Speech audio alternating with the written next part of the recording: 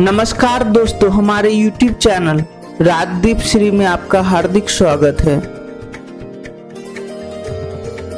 एक समय की बात है, कई वर्षों तक तपोवन में वर्षा नहीं हो रही थी। वर्षा न होने के कारण लोग इस जगह से पलायन कर रहे थे। इस बात से चिंतित होकर महर्षि गौतम ने 6 महीने तक वरुण देव की कठोर तपस्या की। उनकी इस घोर तपस्या से वरुण देव अत्यंत प्रसन्न हुए और वहां प्रकट होकर गौतम ऋषि से वर मांगने को कहा। तब महर्षि गौतम ने वरुण देव से एक तालाब का निर्माण करने का वर मांगा। वरुण देव ने ऐसा ही वर दिया। जल आ जाने के बाद वहां पेड़ पौधे उगना शुरू हो गए।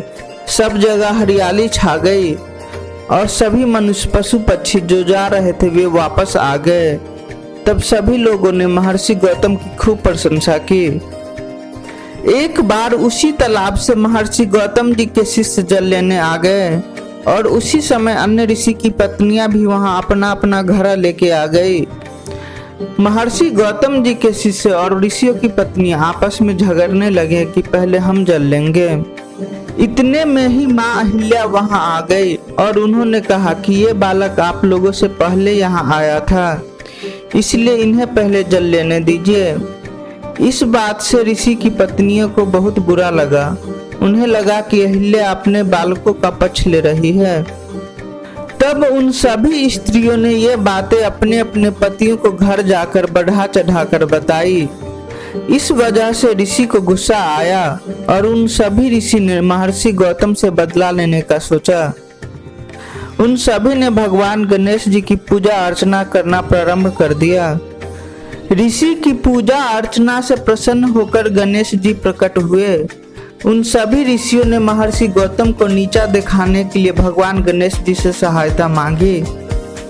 तब गणेश जी ने कहा कि ऐसे महर्षि के साथ ऐसा व्यवहार करना उचित नहीं होगा। उन्होंने तो आप सभी को जल प्रदान करवाया है, लेकिन उन ऋषियों ने भगवान गणेश जी से बहुत हट किया।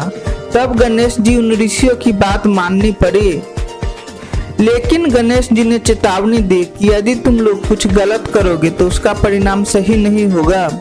एक दिन गणेश जी एक अत्यंत दुर्बल गाय का रूप धारण करके महर्षि गौतम के धान के खेत में चले गए। तब महर्षि गौतम ने देखा कि ये गाय अत्यंत दुर्बल और कमजोर है और उसे अपने हाथों से खाना खिलाने लगे। जैसे ही धान के तिनके का स्पर्श हुआ, वह गाय जमीन पर गिर गई और उसकी मृत्यु हो गई। वहां छुपे हुए अन्य ऋषि व उनकी पत्नियां ये सब देख रहे थे और गाय की मृत्यु होने पर वे सब तुरंत बाहर निकल आए और वे सब महर्षि गौतम पर आरोप लगाने लगे कि तुम गौ हत्यारे हो, तुम्हारे कारण गाय मर गई। वे सब बोले कि जब तक तुम यहाँ रहोगे तब तक पितृगण और अग्निदेव हमारे हवन को ग्रहण नहीं करेंगे। वे बोले तुम एक गौ हत्यारे हो, तुम्हें अपने परिवार के साथ कहीं और जाके रहना चाहिए।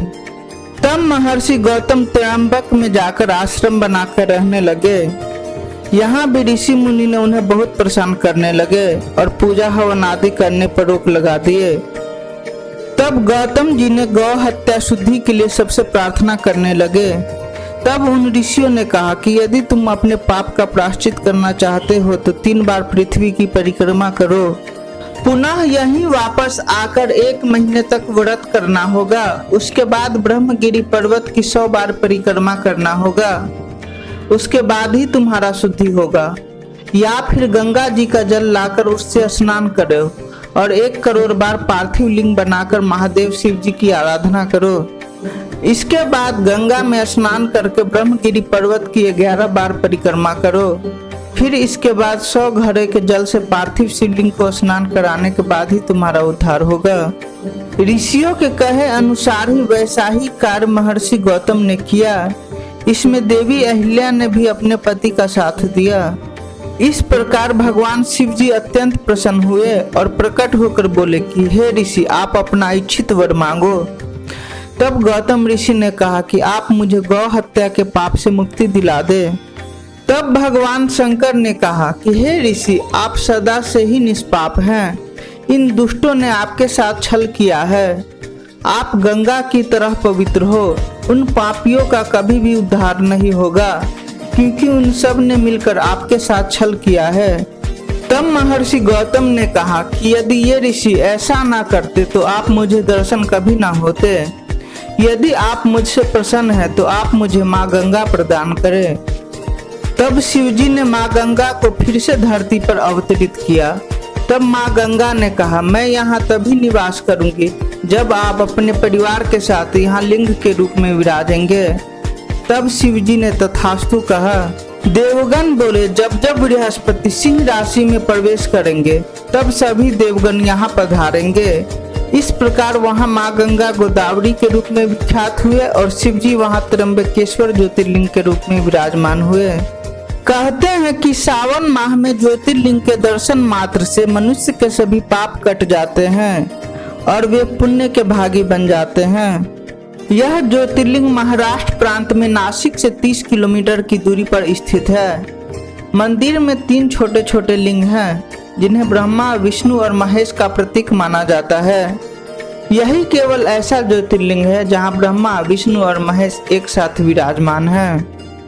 अगर हमारी यह प्रस्तुति आपको पसंद आया है तो कृपया कर इस वीडियो को लाइक एवं शेयर करें और आध्यात्मिक वीडियो देखने के लिए हमारे चैनल को सब्सक्राइब करें। और इस तरह के वीडियो में हर सोमवार और गुरुवार को दोपहर के 4 बजे लाता रहता हूँ। जय माता की।